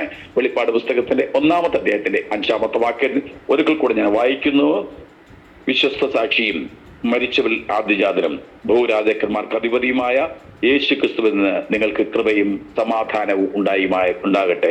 1 വിശ്വസ്ത സാക്ഷി, 2 മരിച്ചവരിൽ ആദ്യജാതൻ, 3 ഭൂരാജാക്കന്മാർക്ക് അധിപതി, 4 കൃപ, 5 സമാധാനം. ദൈവാത്മാവ് ഈ 5 കാര്യങ്ങളിലും നിങ്ങളെയും നിങ്ങളുടെ കുടുംബത്തെയും നിങ്ങളുടെ മിനിസ്ട്രിയെയും ദൈവത്തിന്റെ ആത്മാവ് രഹാബോത്ത് മിനിസ്ട്രിയുടെ എല്ലാ പ്രവർത്തനങ്ങളെയും കർത്താവ് ധാരാളം അനുഗ്രഹിക്കട്ടെ. വരും ദിവസങ്ങളിൽ ദൈവാത്മാവ് നിങ്ങൾ കൂടുതലായിട്ട് ആത്മനിയോഗത്തോടും ദൈവകൃപയോടും ഉന്നതികളിൽ ചെന്നെത്തുവാനും, അനേകം പ്രിയപ്പെട്ടവർ പ്രയാസം അനുഭവിക്കുന്ന, വേദന അനുഭവിക്കുന്ന, നിരാശ അനുഭവിക്കുന്ന, പ്രതികൂലത്തിൽ കൂടെ കടന്നു പോകുന്ന, പ്രശ്നത്തിൽ കൂടെ കടന്നു പോകുന്ന പ്രിയപ്പെട്ടവർ ഈ ഗാദറിംഗിലേക്ക് കടന്നു വന്നിട്ട് സ്വർഗീയ വചനം കേട്ട് ആശ്വാസം പ്രാപിച്ച് ദൈവാലോചന പ്രകാരം അവർ മുൻപോട്ട് പോകുവാൻ ഭാഗ്യമൊരുക്കി സഹായിക്കട്ടെന്ന് ആത്മാർത്ഥമായി ഞാൻ പ്രാർത്ഥിച്ചുകൊണ്ട് എന്നെ ഈ മീറ്റിംഗിൽ